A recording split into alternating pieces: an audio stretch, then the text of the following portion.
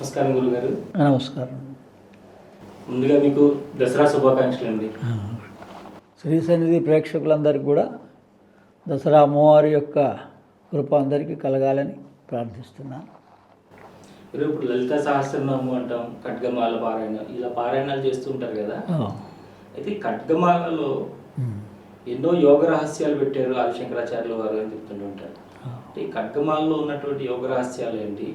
ఈ దేవీ నవరాత్రుల్లోనే కాకుండా తర్వాత రోజుల్లో కూడా దీని పారాయణ ఏ విధంగా చేసుకోవాలి, ఎలా చేసుకుంటే దీని ఫలితాలు ఉంటాయి, ఏం పొందడానికి అసలు ఖడ్గమాలు చేయాలి?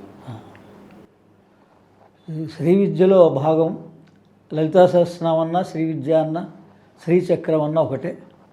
అందుకని లలితా సహస్రనామంలోని అష్టోత్తరము, ఖడ్గమాల, త్రిశతి, వీటికి 3 విభాగాలుగా అనుకోవాలి మనం.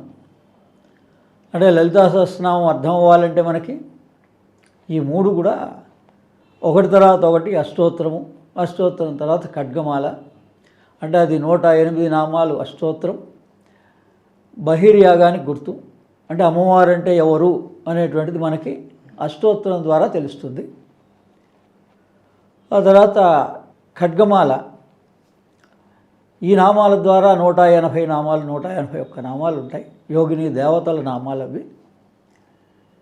ఇది వామకేశ్వర తంత్రే ఉమామహేశ్వర సంవాదే శ్రీ ఖడ్గమాల దర్శనం అని ఉంటుందన్నమాట.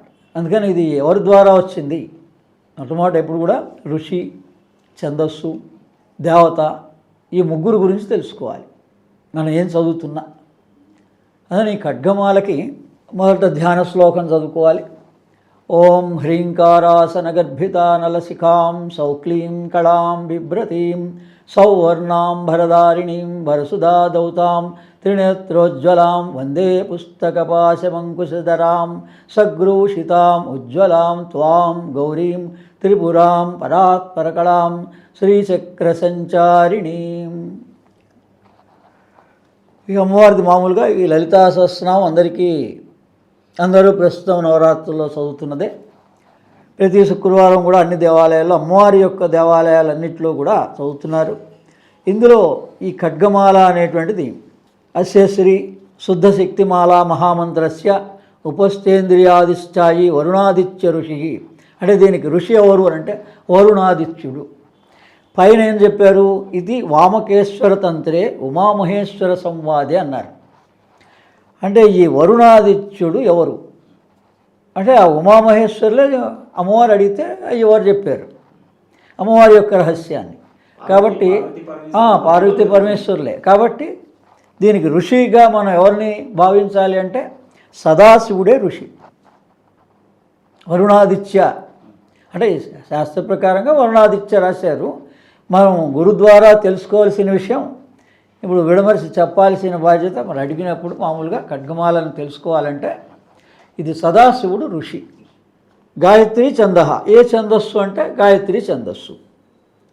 సాత్విక కకార భట్టారిక పీఠస్థిత కామేశ్వరాంక నిలయ మహాకామేశ్వరి శ్రీ లలితాపరాభట్టారిక దేవత. ఈ ఖడ్గమాలకి దేవత లలితాపరాభట్టారిక.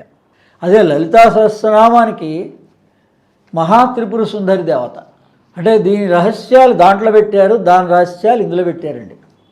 మామూలుగా మనము ఎక్స్ట్రీమ్ ఆఫ్ ద ఎక్స్ట్రీమ్ గాడెసెస్ని, అరూపమైనటువంటి దేవతని లలిత అంటారు. రూపంగా చూసేటప్పుడు మహాత్రిపుర సుందరి, శ్రీరాజ రాజేశ్వరి, ఈ 3 పేర్లు వస్తాయి. ఈ లలితా సహస్రనామం కానీ ఖడ్గమాల కానీ ఇవి మనం శ్రీ విద్యా ప్రకారంగా అమ్మవారిని తెలుసుకోవాలన్నప్పుడు మీరు ఏ పేరును పిలిచినా అమ్మాయి శ్రీమాత, శ్రీ మహారాజ్ని, శ్రీమసింహాశ్వరి అనే 3 పేర్ల అర్థం ఏంటంటే మీరు మహా త్రిపుర సుందరిగానన్నా భావించండి, రాజరాజేశ్వరిగానైనా భావించండి, పైన లలితా పరాభట్టారికగానా భావించండి. అందుకని ఇందులో ఖడ్గమాలకు వచ్చేవాడికి లలితా పరాభట్టారిక. కానీ ఇందులో ఈ దేవతకి యథాశక్తి మూలమంత్రం పఠేత్ ఉంది. పంచపూజాం కుర్యాత్ యథాశక్తి మూలమంత్రం జపేత్. ఇది రహస్యం. ఇక్కడ ఇది చదివే ముందు ఒక గురు ద్వారా మీరు ఒక మంత్రాన్ని ఉపదేశంగా తీసుకోవాలి. మొట్టమొదటిది ఉపదేశం అంటారు, దీక్ష కాదు.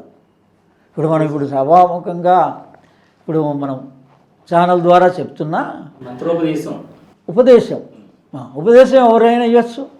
మామూలుగా మాతృదేవోభవ, పితృదేవోభవ, ఆచార్య దేవో, తల్లి కూడా ఉపదేశం చేయొచ్చు, తండ్రి కూడా ఉపదేశం చేయొచ్చు. గురువు మొదట ఇచ్చేది ఉపదేశం.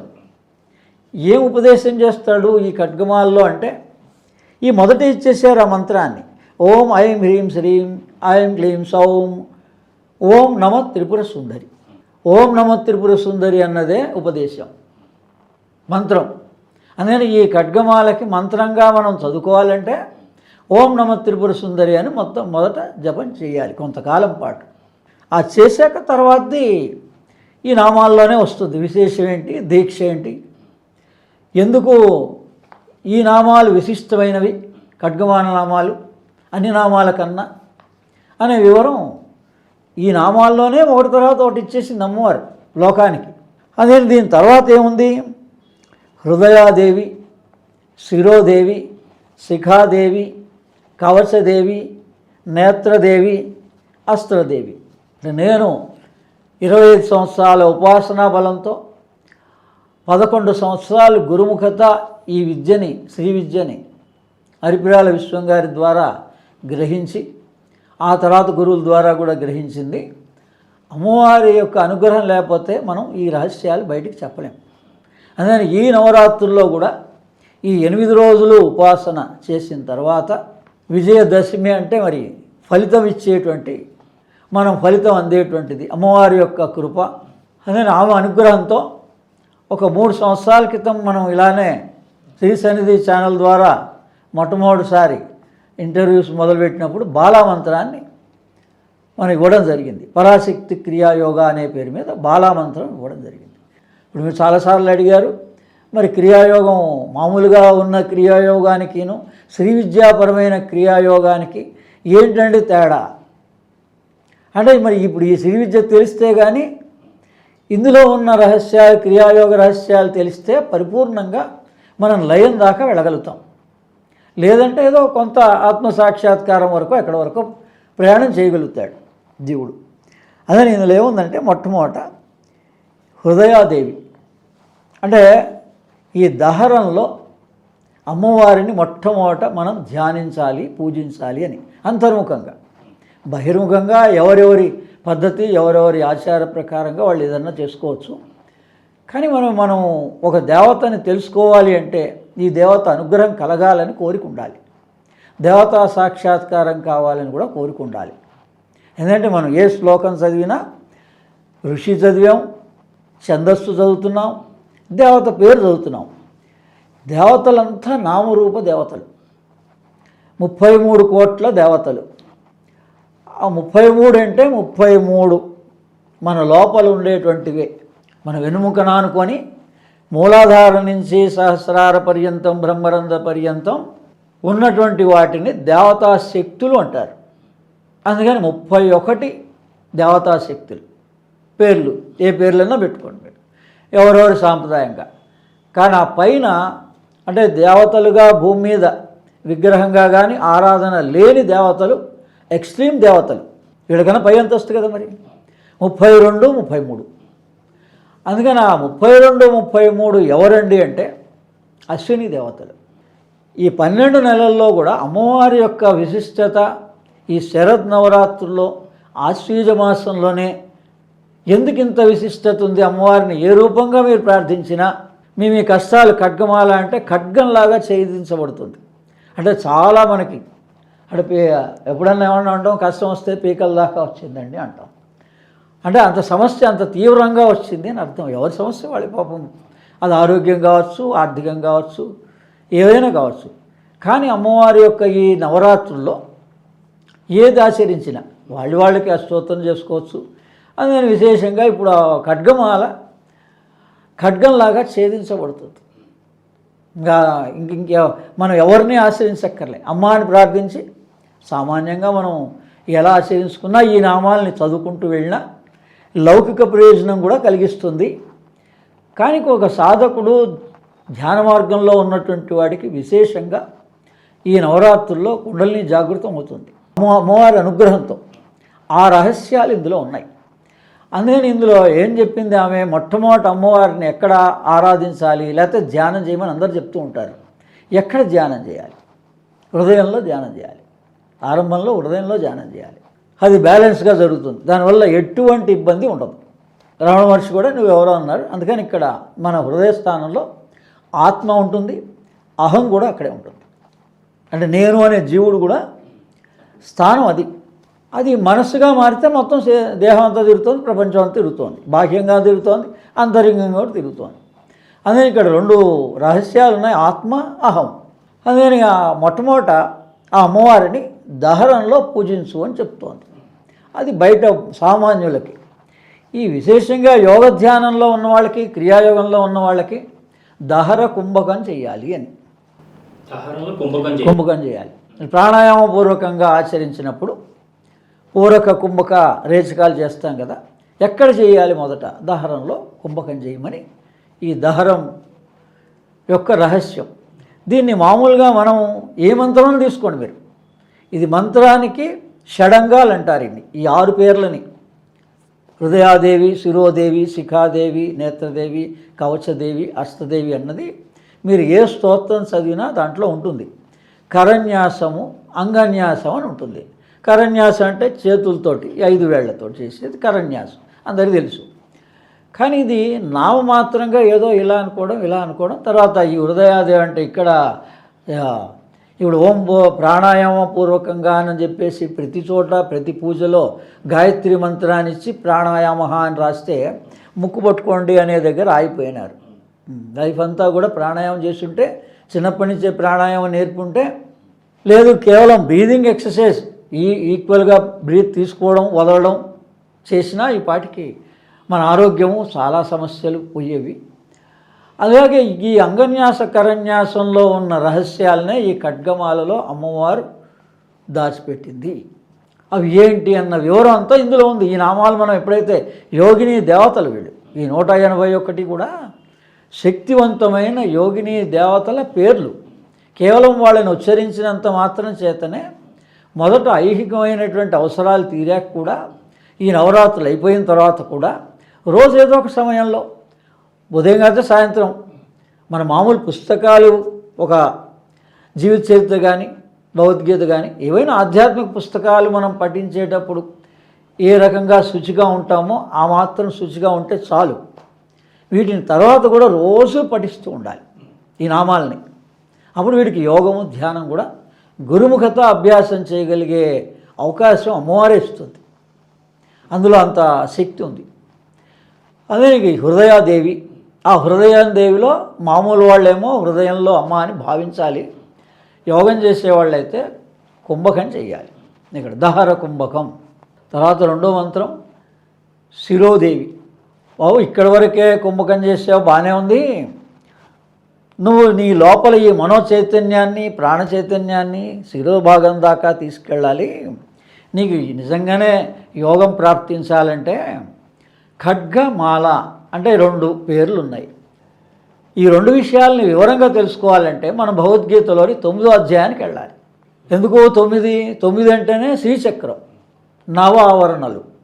అందుకని 9 ఎక్కడెక్కడ వస్తే శ్రీచక్ర రహస్యం ఉంటుంది అందులో.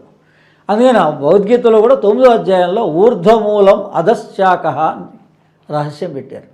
అంటే ఈ ఖడ్గమాలకి ఖడ్గం ఊర్ధ్వాన్ని చూపిస్తుంది, మాల కిందికి చూపిస్తుంది. అంటే మనం ఊర్ధ్వంగా వెళ్తే లయంలోకి వెళ్ళిపోతాం,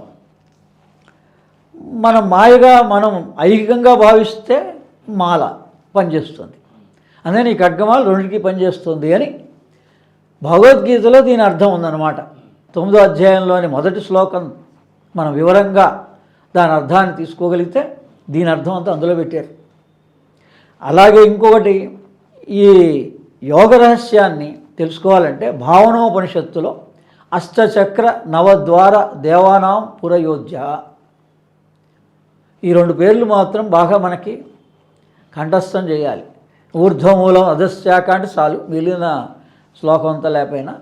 అలాగే అష్టచక్ర నవద్వార దేవానాం పురయోధ్య, ఇందులో మొత్తం శ్రీ విద్యా రహస్యం ఉంది. అష్టచక్ర నవద్వార దేవానాం పురయోధ్య. అయోధ్యలో రాముడు ఉన్నాడు. మనం బయట ఏమనుకుంటున్నాం, రాముడిని దర్శించాలంటే అయోధ్య దాకా వెళ్తున్నాం. అంటే దుర్భేద్యమైనది అయోధ్య. అష్టచక్ర 8 చక్రాలు. దీన్ని మళ్ళీ భగవద్గీతలో అష్ట ప్రకృతిగా నేను ఉన్నాను అన్నాడు. భగవంతుడు ఎవరు అంటే నీకు కనిపిస్తున్నంత ఈ పంచభూతాలు, సూర్యుడు, చంద్రుడు, జీవుడు, ఈ 8 భాగాలుగా నేను సర్వవేళ సర్వావస్థల్లోనూ ఉన్నాను, నేనే అన్నాడు. భగవంతుడు అంటే మనం ఏదో అనుకుంటాం. అందుకని ఆకాశంలో ఉండేటువంటిది అంతా కూడా భగవత్ స్వరూపమే. అందుకని ప్రతివాడికి భగవత్ సాక్షాత్కారం వాడి ఉన్న చోట్లో నుంచి బయటకు ఒకసారి వచ్చి ఆకాశం చూస్తే భగవత్ సాక్షాత్కారం అయిపోయినట్లే. ఇక్కడ వరుణాదిత్య ఋషి అన్నాడు. రోజు సూర్యభగవానుడు, ప్రత్యక్ష భగవానుడు ఉదయము సాయంత్రం సంధ్యలో ఆ సంధ్య రంగుల్లో ఉండేటువంటి అరుణ కిరణాలు అంటారు, వాటి ద్వారా కూడా భగవత్ సాక్షాత్కారం కలుగుతోంది. కాదంటే మనం ఏదైతే చూస్తున్నామో దాన్ని యోగంలో ఆజ్ఞాచక్రం దగ్గర అదే రంగుని, అదే రకంగా, అదే స్వరూపాన్ని మనం సూర్యారాధన చేస్తే సూర్యుడు, చంద్రాధారణ చేస్తే చంద్రుడుగా మనకి గోచరింపబడతారు. వాటిని ఆత్మసాక్షాత్కారం అన్నారు. లోపల అనుభవపూర్వకంగా జరగాలి అది. అందుకని ఇందులో ఈ 2 గుర్తుపెట్టుకోవాలి. అష్టచక్ర నవద్వార దేవానాం పురయోధ్య. అష్టచక్రాలు మన చక్రాలు 8 ఉన్నాయి. ఈ 7 చక్రాలు తెలుసు. 8వది బ్రహ్మరంధ్ర స్థానం. 8 చక్రాలు. నవద్వారాలు అంటే అందరికీ సామాన్యంగా మరణం అనేటువంటి భయం కలగడానికి కారణం ఈ ప్రాణం యొక్క సంచాలనం తెలుసుకోలేక ఈ పంచప్రాణాలుగా పేరు చదువుతున్నాం. ప్రాణపాన ఉదాన సమాన వ్యానని. ఒక్కొక్కసారి కనీసం అది ఏంటి అని కూడా గురువుని అడగటం లేదు. అందుకని ఈ ప్రాణానికి సంబంధించింది ఏమి తెలుసుకోక శ్వాసే జీవితం అనుకొని జీవితం అంతా శ్వాసతోటి ఉన్నాం. కాబట్టి ఈ నవరంధ్రాల ద్వారా ఈ బహిర్గతమైనటువంటి ప్రాణం లోపల ప్రవేశిస్తోంది. చివరి శ్వాసగా ఈ ప్రాణమే ఈ నవరంధ్రాల నుంచి బయటికి వెళ్ళిపోతే వాడికి మరణం అన్నారు. ఈ నవరంధ్రాలు కాకుండా బ్రహ్మరంధ్రంలోంచే గనక ఆ ప్రాణం వెళ్ళిపోతే ముక్తి మోక్షం అన్నారు. అందుకని మనం యోగ ధ్యానం అంతా ఎందుకు చేయాలి? మనలో ఉండేటువంటి ప్రాణం బ్రహ్మరంధ్రం నుంచి పోవాలి అని. అందుకని దాని రహస్యాలన్నీ ఇందులో నామాల్లో వచ్చేస్తాయి. ఈ 6 నామాల్లోనూ షడంగాల్లో మొత్తం వచ్చేస్తాయి. అందుకని మొదటిది ఒక హృదయదేవి అయిపోయింది. ఇప్పుడు శిరోదేవి. అందుకని శిరస్సులో ఎవరున్నారు అంటే గురు పాదుకలు ఉన్నాయి. ఇప్పుడు ఇక్కడ దాకా మనం దహర కుంకుమం చేసాం. సరే, మీరు ప్రాణాయామపూర్వకంగా మిగిలిన కూడా అభ్యాసం చేస్తుంటారు చేసేవాళ్ళు. కానీ అసలైంది శిరో కుంభకం చేయాలి. ఇక్కడ ఎప్పుడైతే శిరోదేవి అన్నారో ఆ శిరోదేవి యొక్క అనుగ్రహం కలక్కపోతే మనం ఇక్కడ దాకా ప్రయాణం చేయలేము యోగంలో. అక్కడ చెయ్యాలి అంటే అమ్మవారికి మొదట గురువుని ప్రార్థన చేయాలి. పైన ఏమున్నాయండి? సహస్రారంలో గురు పాదుకలు ఉన్నాయి. అందరికీ తెలుసు కదా, గురు పాదుకలు ఉన్నాయి. అందుకని అక్కడ పాదుకల్ని మనం సదాశివ సమారంభాం వ్యాసశంకర మధ్యమాం అస్మదాచార్య పర్యంతాం వందే గురు పరంపరాం. ఆ గురుపాదుకలకి ఈ స్తోత్రం చేయాలి. లేదు నారాయణ సమారంభాం వ్యాసశంకర మధ్యమాం అస్మదాచార్య పర్యంతాం వందే గురు పరంపరాం. అందుకే అంటే అర్థం ఏంటి? మన ఈ గురువుకి పరమ గురు ఎవరు? విశిష్ట గురు ఎవరు? అలాగే మనం మన తండ్రిని తాతని ముత్తాతని ఎందుకు? వాళ్ళు ఒక జీవితకాలం పాటు స్వాతంత్రం వచ్చిన తర్వాత మన ఎగ్జిస్టెన్స్ గురించే వాళ్ళ లైఫ్ అంతా సాక్రిఫైస్ చేశారు.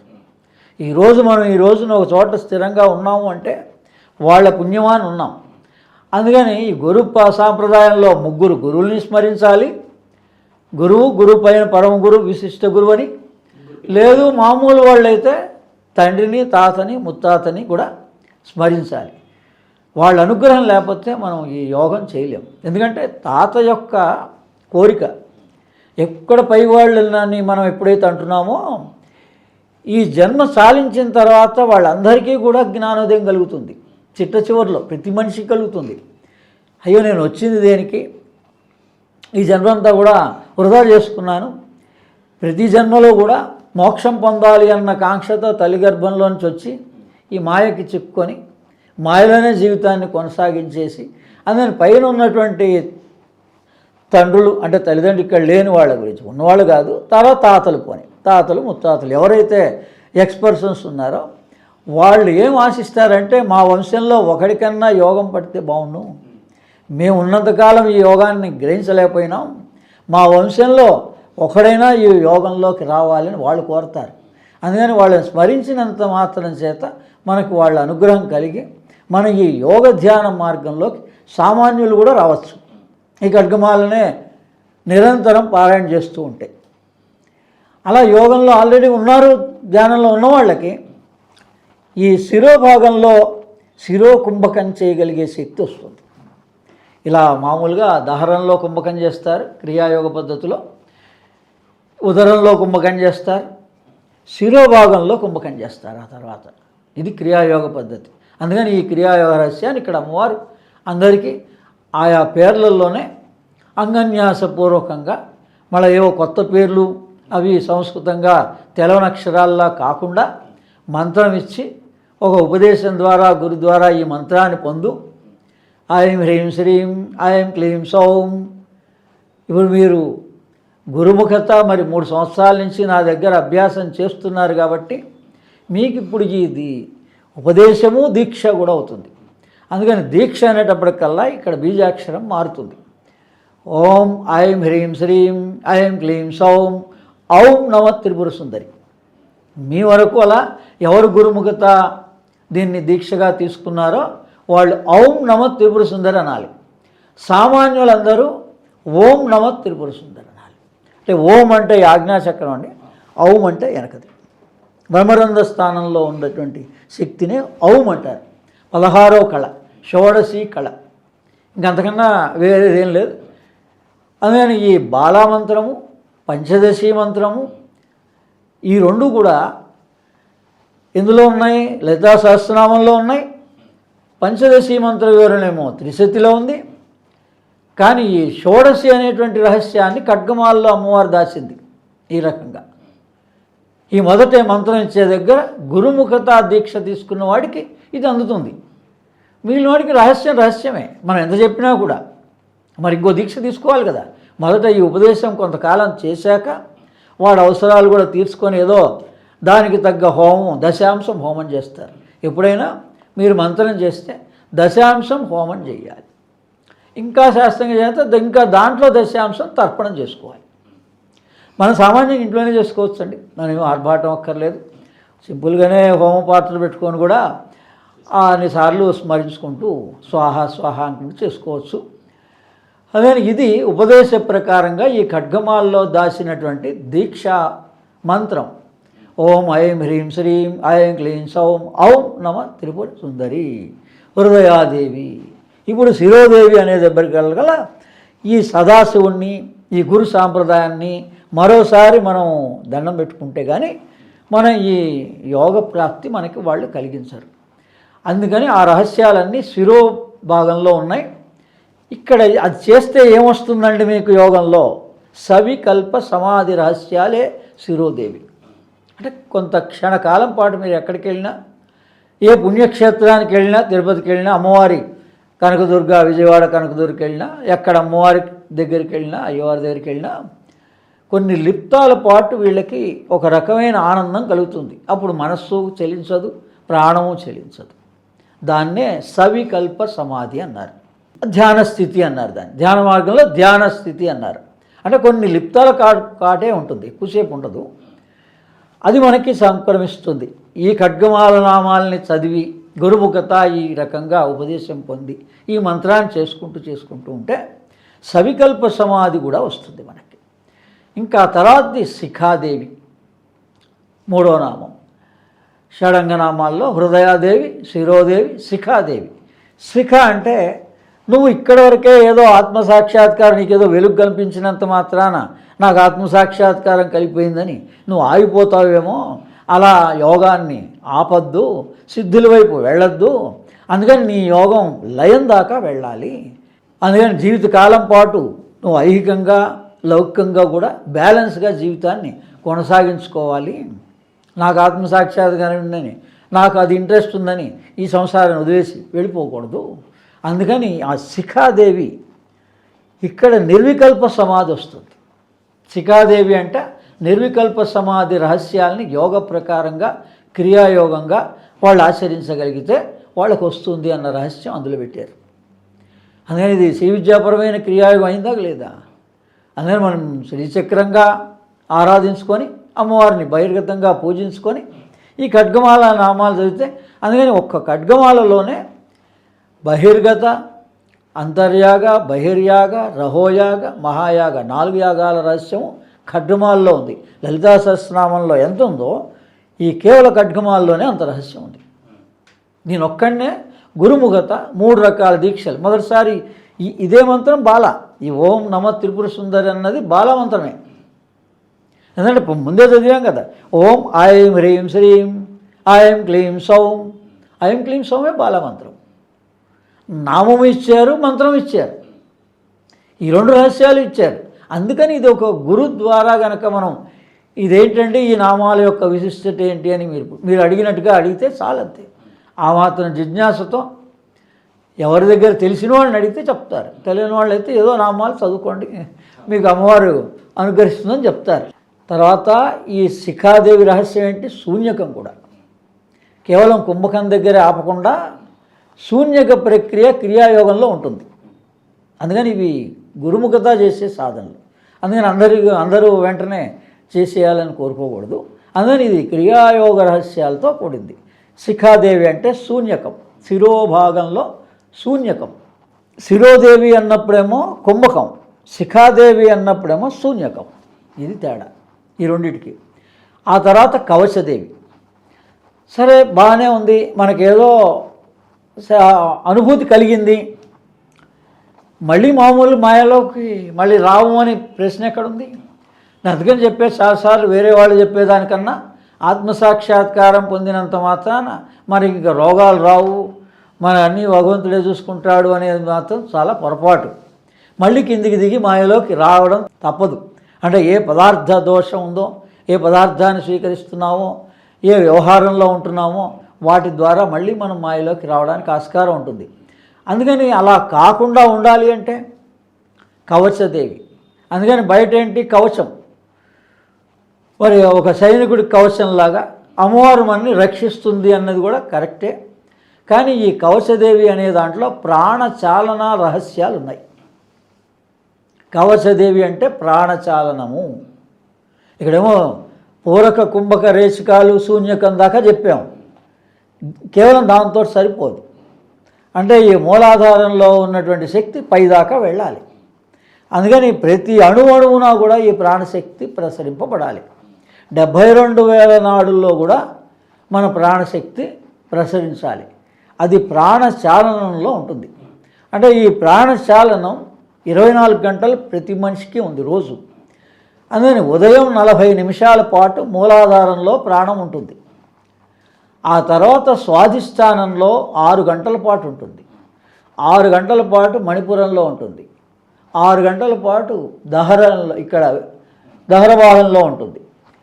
ఈ పై భాగంలో విశుద్ధి, ఆజ్ఞ, సహస్రారంలో గంట సేపు ఉంటుంది. 24 గంటలు అయిపోతుంది. ఇది ప్రాణ సైకిల్ అని నా పుస్తకాలన్నింటిలో కూడా ఇవ్వడం జరిగింది. ఇది ప్రాణచాలనం. అంటే ప్రాణం ఎక్కడెక్కడ ఎప్పుడెప్పుడు ఎక్కడుంది, ఆ ఉన్నదానికి ఆ పేర్లు పెట్టారు.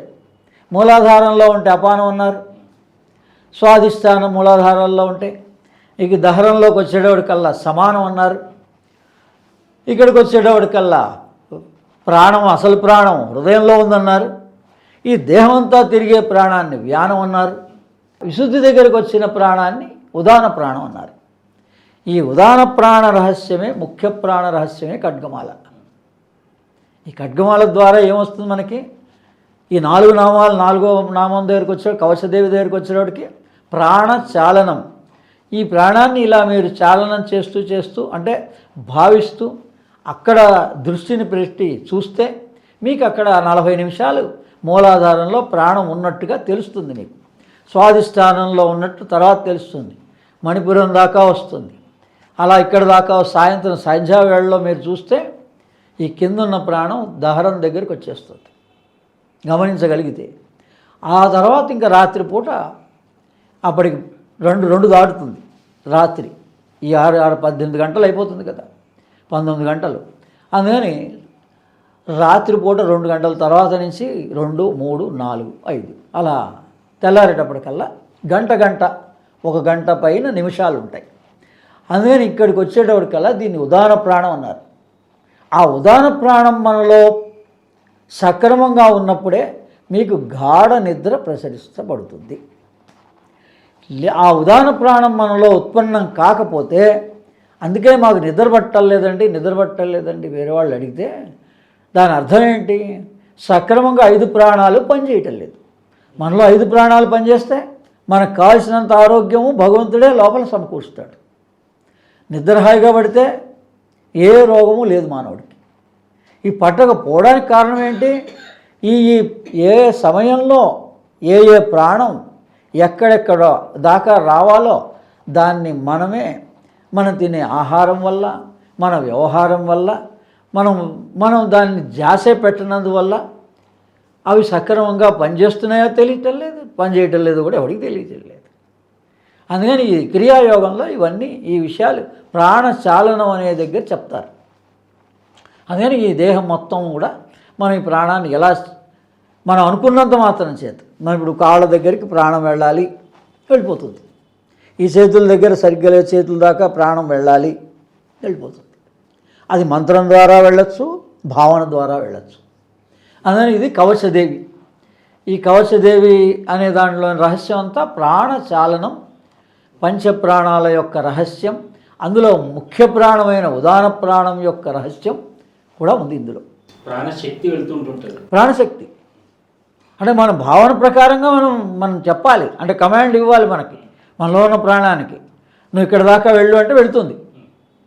శ్వాస, మనస్సు కూడా అక్కడికి వెళ్ళాలి. అంటే దీన్ని ఏం చేస్తారు? 2 మార్గాలు ఉన్నాయి దీనికి. ఒకటి మంత్రం ద్వారా వెళ్తుంది. మంత్రాన్ని మీరు అక్కడ భావిస్తే అక్కడికి వెళ్తుంది. లేదు మీరు ప్రాణాన్ని భావిస్తే వెళ్తుంది. లేదు గాయత్రి మంత్రాన్ని భావిస్తే వెళ్తుంది. మీరు ఏ మంత్రానికైనా ఈ షడంగాలు ఉపయోగించుకోవచ్చు. అన్నిటికీ ఉంటాయి కదా, ప్రతిదానికి అంగన్యాస కరన్యాస అని. కాదంటే అక్కడ బీజాక్షరాలు మారుతాయి, ఆ దేవత ఆ బీజాక్షరాలు మారుతాయి. కానీ కరన్యాసం అంగన్యాసం అనేటువంటిది ఎక్కడ మారదు. మీరు ఏ స్తోత్ర పారాయణ చేసినా, ఏది భావించినా ఒక దేవత అన్నప్పుడు దానికి ఒక అంగన్యాస కరన్యాసం. అందుకని ఇప్పుడు మనం చెప్పేటువంటిది ఎవరు ఏ సాంప్రదాయంలో వాళ్ళకైనా అందరికీ పనిచేస్తుంది. నారాయణ మంత్రం చేసేవాడు నారాయణ మంత్రం పనిచేస్తుంది, గణపతి మంత్రం చేసేవాడు, ఏ దేవతా స్వరూపమైన ఆరాధన చేసేవాడైనా ఈ రకంగా వాళ్ళు ఒక గురు ఉపదేశంగా ఆ దేవతా నామాన్నే మంత్రంగా స్వీకరించి ఈ అంగన్యాస కరన్యాసాలని షడంగాలనే పేరుతోటి మంత్రానికి షడంగాలు అంటారు, భావిస్తే అంగన్యాస కరన్యాసాలు అంటారు. అది పేరు మాకు తెలుసండి అంటున్నారు అందరూ. కానీ మంత్ర షడంగాలు ఏ గురువు దగ్గర పొందలేదు. అది యోగం చేసిన గురు ద్వారానే వివరంగా చెప్తారు. యోగం చేయని గురువు ఏమంటారు? నువ్వు ఇలా భావించు అంటారు. ఉదయదేవి అంటే ఉదయంలో చేయబెట్టు అంటారు, శిరోదేవి అంటే శిరోదేవిని, శిఖ అంటే శిఖ దగ్గర చేయబెట్టారు, కవచదేవి అంటే ఇలా 2 భుజాలు చేయబెట్టు అంటారు, నేత్రదేవి అంటే కళ్ళు మూసుకో అంటారు, కళ్ళ దగ్గర స్పృశించు అంటారు, నేత్రదేవి అయిపోయింది. ఇంకా హస్తదేవి, నీకు హస్తదేవి అంటే దాన్ని దిగ్బంధం చేస్తారు, ఏదో రకంగా చెప్తారు, వాళ్ళ పద్ధతి ప్రకారంగా చెప్తారు. కానీ ఇక్కడ అలా కాదు. ఇవి మంత్ర షడంగాలు, క్రియాయోగ రహస్యాలు. అందుకని ఈ రకంగా కవచదేవి అనే దగ్గర ఈ ప్రాణచాలన రహస్యాలన్నీ ఉన్నాయి. ఉదాన ప్రాణ రహస్యం అక్కడుంది. మనలో ఉదాన ప్రాణాన్ని మీరు గుర్తుపట్టగలిగితే అప్పుడు మీరు ఈ ప్రాణాన్ని చివరి భగవద్గీతలో చెప్పినట్టుగా నువ్వు నన్ను చివరిలో స్మరించినా నీ పాపాలన్నీ తీసేస్తా అన్నాడు. మనం ఇంకా భయపడుతున్నాం ఉన్నాయనుకొని. మీరు లేవు అనుకుంటే లేవు, యద్భావం తద్భవతి అంటే అప్పుడు కాదు, రోజు రాత్రిపూట ఈ అభ్యాసం జరగాలి. పడుకోబోయేటప్పుడు నాకే కర్మలు లేవు, నేను ఆత్మస్వరూపుణ్ణి. అప్పుడే సింగిల్ కదా, మనం జాగ్రత్త అవస్థ అయిపోతుంది, స్వప్నంలోకి వెళ్తున్నాం. మీరు ప్రిపరేషన్ స్వప్నంలోనే ఉంటే మీరు ఆ తర్వాత 2 స్టేజ్లు కూడా గుర్తుపట్టగలుగుతారు. ఈ గాఢ నిద్రని తురియావస్థని కాన్షియస్గా తెలుసుకున్నవాడే యోగి. అంటే అక్కడ ఏం జరిగిందో అనుభవాన్ని గ్రహించగలిగాడు. గాఢ నిద్రలో కూడా ప్రాణం ఉందిగా, మరి ఆ ప్రాణాన్ని వీడు గుర్తుపట్టగలిగితే ఇంక భయం ఎక్కడ ఉంటుంది? అదే తురియం. తురియంలో ఉన్నదేంటి? ప్రాణము లేదు. ఈ మనస్సు ప్రాణం కూడా నిశ్చలమైపోతాయి. దాన్ని తురియం అంటారు. దాన్ని మనం కాన్షియస్గా పొందడం అంటే నిద్రని యోగ నిద్రగా మార్చుకోవడం. అంటే ఒకానొక రోజు కాదు, ప్రతి నెల మాస శివరాత్రి అని వస్తోంది. జగ్నికే రాత్ అంటారు. మరి రోజు మరి మనం కూడా శివరాత్రి రోజు జాగరణ అంటాం. ప్రతి నెల భగవంతుడు మనకు అవకాశం ఇస్తున్నాడు. మాస శివరాత్రి రోజున మనం కూర్చొని హాయిగా రిలాక్స్గా, ఒకవేళ ఏజ్డ్ ఎక్కువ ఉన్నటువంటి వాళ్ళు బలవంతం కూర్చోమని ఏం లేదు, మీరు ఈజీగా నిద్రపోకూడదు. యోగ నిద్ర, యోగంతో నిద్ర అంటే కాన్షియస్గా ఉండండి అంతే. మీరు లోపల భావిస్తూ ఉండండి, మంత్రాన్నే భావించండి. లేకపోతే యోగ నిద్ర ఏ క్యాసెట్ పెట్టినా సత్యానంద సరస్వతి బిహార్ స్కూల్ ఆఫ్ యోగా ప్రామాణికమైనది ఉంది. అది పెట్టుకొని మీరు చూస్తే లోపల వాళ్ళన్ని భాగాల్ని ఈ భాగం ఈ భాగం ఈ భాగం చెప్తూ ఉంటారు. అది స్పృహతో ఉండాలి, మనం నిద్రపోకూడదు, అవేర్నెస్తో ఉండాలి. అలా నెలకు ఒక రోజు మనకు భగవంతుడు అందరికీ అవకాశం ఇస్తున్నాడు. అంటే ఈ ఆత్మని అనుభవాన్ని పొందగలిగే అవకాశం అమ్మవారు ఇస్తోంది అందరికీ. అందుకని ఈ రకంగా కవచదేవి అయింది. ఆ తర్వాత నేత్రదేవి. నేత్రదేవి అంటేనే దృష్టి. అంటే ఇక్కడికి వచ్చేటప్పటికల్లా అసలు ధ్యానం అంటే ప్రాణ మనో దృష్టిల్ని ఏకీకృతం చేయడమే ధ్యానం.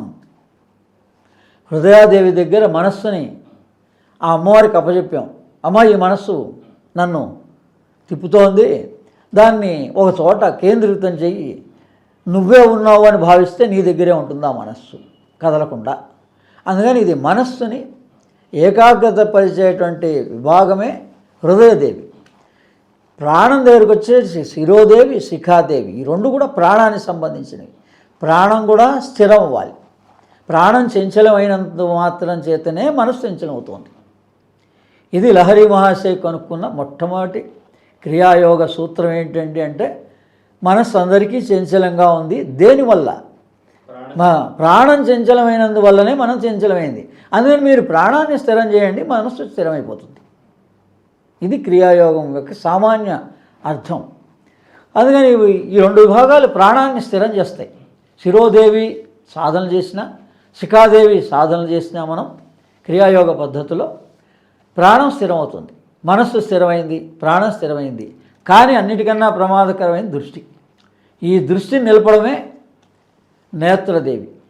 అందుకని మన దృష్టి అమ్మవారి మీద ఉంటే, అమ్మవారి చూపు మన మీద ఉంటే మన దృష్టి స్థిరంగా ఉంటుంది.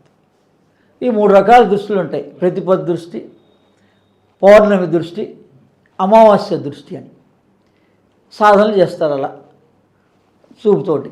అందుకని అది కూడా క్రియాయోగంలోని భాగమే. దృష్టిని నిలపడం అనేటువంటిది కూడా క్రియాయోగంలోని భాగమే. అందుకని ఆ నేత్రదేవి అనే దగ్గర అమ్మవారు ఏం దాచిపెట్టింది?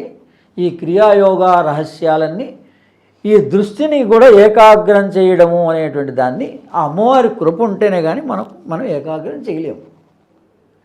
అందుకని మనస్సు, ప్రాణము, దృష్టి ఈ మూడు అప్పుడు. అందుకని ఈ దృష్టి నేత్రదేవి అయిపోయిన తర్వాత అస్త్రదేవిగా అప్పుడు మనకి ఇంకా ఎటువంటి కష్టం ఉన్నా, ఈ సాధనలో ఎటువంటి లోపాలున్నా అమ్మవారి ఖడ్గంలాగా తీసేస్తుంది అస్త్రదేవి. అంటే ఇది ఈ సవికల్ప సమాధి అయిపోయింది, నిర్వికల్ప సమాధి అయిపోయింది.